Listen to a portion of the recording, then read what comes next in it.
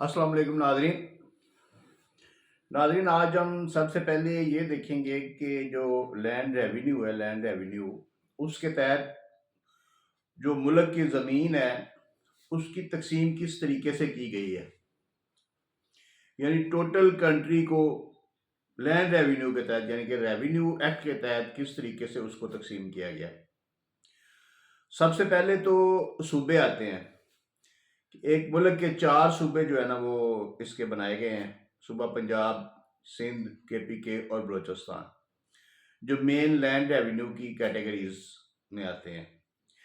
कश्मीर और गिलगित बल्तिस्तान जो है ना, और फाटा के इलाके जो है ना, फाटा जो है वो पहले जो है ना वो कैपिटल टेरिटरी में आता था, यानी कि जो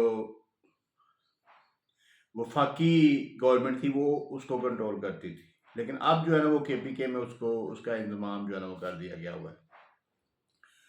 इस तरह GB को भी एक सूबे का दर्जा दे दिया गया हुआ है और वो भी अब एक सूबा बन चुका है। जबकि आज़ाद कश्मीर जो है ना वो भी सूबाई लेवल पे नहीं आता, उसकी अलग ही सारा उसकी जितना भी रेवेन्यू है, सारा रेवेन्यू कलेक्शन और लैंड रेवेन्यू का सिस्टम सारा उसका अलग है।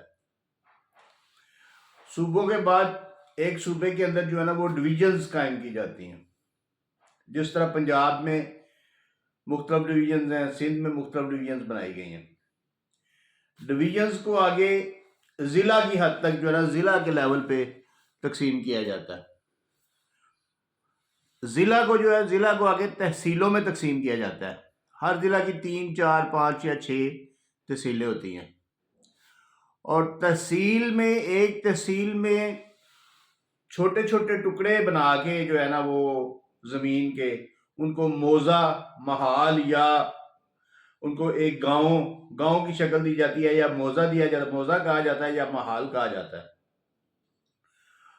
और 2 या 3 या 4 या 5 महाल या मौजे, या कभी कभी एक भी, उनको एक पटवार सर्कल की जो है ना का नाम दिया जाता है कि वो एक पटवारी उसका जो है ना वो जिम्मेदार होता है और उसके पास एक पटवारी के पास एक बस्ता होता है जिसके अंदर उसका सारा खेवट और खतूनी वगैरह का सारा रिकॉर्ड होता है। 8 या 10 जो पटवार सर्कल होते हैं ना, मोस्ट प्रोबेबिलिटी यही है कि 10 पटवार सर्कल जब इकट्ठे करके उनको एक गर्दावर जो है ना गर्दावर बना दिया जाता है और उसका कंट्रोल जो है ना एक कानून गो के पास होता है, जिसको कानून गो भी बोलते हैं, और उसको एक कानून गोई कहते हैं। इस एरिए को 10 पटवार सर्कल्स को एक कानून गोई कहते हैं, जो कि एक कानून गोई के अंडर होता है। और इसी तरह जो 2 कानून गोई या 3 कानून गोई इकट्ठी करके तो एक लैंड सर्कल जो है ना लैंड रेवेन्यू सर्कल जो है ना वो बनाया जाता है, जिसको नायब तहसीलदार जो है ना उसको कंट्रोल करता है। और एक तहसील में 2 या 3 नायब तहसीलदार मिलके तो एक वो तमाम जो है ना रेवेन्यू सर्कल्स को कंट्रोल करते हैं और फिर उनके ऊपर एक तहसीलदार होता है। तहसीलदार के ऊपर एक ADCR या डिप्टी कमिश्नर या DCO, डिस्ट्रिक्ट कलेक्टर, और उसके बाद एक कमिश्नर, और कमिश्नर के बाद जो है वो बोर्ड ऑफ रेवेन्यू, जो कि पूरे पंजाब में होता है। तो इस तरीके से जो है ना ये सारी ज़मीन को इनको कंट्रोल किया जाता है। इनमें ज़्यादातर जो काम है वो हल्का पटवारी का होता है, क्योंकि वो नीचे लेवल पे, सबसे नीचे लेवल पे हल्का पटवारी आता है और वो उसके पास एक बस्ता होता है जिसमें सारा मुकम्मल रिकॉर्ड होता है, और उस रिकॉर्ड को, उस खाते के रिकॉर्ड को एक जमाबंदी बोलते हैं। उस जमाबंदी में खेवट, खतूनी, खाते, हर चीज़ उसके अंदर लिखी होती है।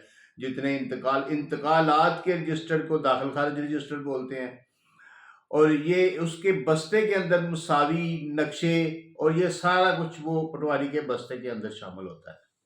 तो इस तरीके से इसको जो है ना वो कंट्रोल किया जाता है।